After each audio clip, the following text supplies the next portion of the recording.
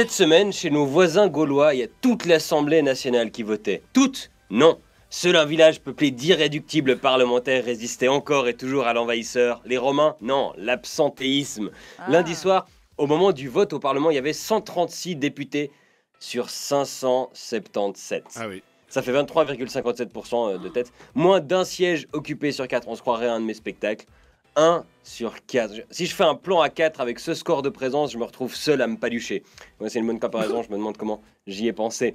Et le vote qui passionnait tant les politiciens, c'était l'article 1 de la modification de la Constitution. Ah, la Constitution, 3 fois rien, c'est juste le document qui domine toutes les lois et qui organise l'État. Mais bon, c'était lundi soir, il y a Top Chef. Si tu regardes pas en direct, on te spoil le résultat le lendemain matin en commission parlementaire, ça te ruine ta semaine, quoi.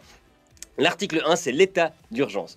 On peut dire qu'à partir du moment où ça intéresse personne, c'est qu'il n'y a pas vraiment urgence. Sur 3000 perquisitions, il y a 2 dossiers qui ont été transmis à la brigade antiterroriste. Ah ouais. L'état d'urgence a donc plus ou moins l'efficacité de Gilbert Montagnier aux fléchettes.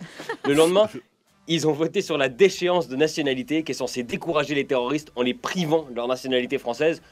Enlever le passeport à des types qui sont prêts à se faire exploser, ça aura un effet aussi préventif que de menacer Oscar Pistorius de le priver de pédicure. Mais au moins, cette fois, les députés, ils étaient presque tous là. Et les médias, ils leur ont demandé pourquoi il n'y avait personne le lundi soir. Et le best-of des excuses. Alors, c'est une loi inutile, donc ma présence était inutile. Ah, si seulement il y avait un moyen pour un parlementaire de montrer qu'il n'est pas d'accord avec une loi. Ah oui, d'y aller et de voter contre. J'ai d'autres fonctions. Ah bah ça, il y en a quelques-uns. J'ai du travail dans ma région, je suis maire de ma ville, je suis président de mon parti, je suis 3e trombone dans la fanfare de mon village.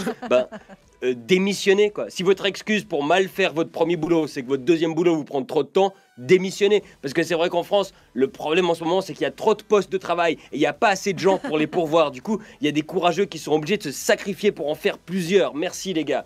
Aussi, ah oui, c'est le bourbier de la gauche, on les laisse se démerder. Alors ça, c'est les Républicains. Lundi, il y en avait 10 sur 196 qui étaient là. Leur stratégie, c'est de tout faire pour que les mecs en face foirent le plus possible. Comme ça, après, ils viennent et ils sauvent le pays aux prochaines élections. On dirait moi qui donne des conseils relationnels à un pote dont je veux choper la nana. Enfin, ex-pote. Et ex-nana, du coup. Ah oui, de toute façon, on savait que ça allait passer. Eh ben tiens, la même excuse que les abstentionnistes aux élections. Comment tu veux convaincre le peuple de voter pour des gens si ensuite ces gens-là ne vont même pas voter pour les lois? Ils se disent quoi, ces politiciens? Le peuple m'a choisi pour le représenter les jours où j'ai rien de mieux à faire. Non mais franchement, il y en a un qui a dit 100 personnes, c'est déjà bien pour un lundi, c'est normal, le vote important est mercredi. C'est normal d'avoir un parlement aux 3/4 vide parce que c'est pas important. Alors dans ce cas-là, faut changer la norme, il faut réformer le système. Tiens, qui c'est qui pourrait réformer le système? Ah non, ils sont pas là. Faites des votes à distance sur smartphone. Si on arrive à déverrouiller un clavier avec une empreinte digitale, c'est faisable. De toute façon, les politiciens, ils sont toujours sur leur smartphone, même dans le Parlement. Diminuer le nombre de députés, ça coûtera moins cher et tu peux vendre le mobilier. Diminuer le nombre de votes et de sessions. Par exemple, en Suisse, elles sont moins fréquentes et beaucoup plus fréquentées. Je crois que c'est la seule situation où on peut dire à nos voisins français, faut travailler moins, comme en Suisse.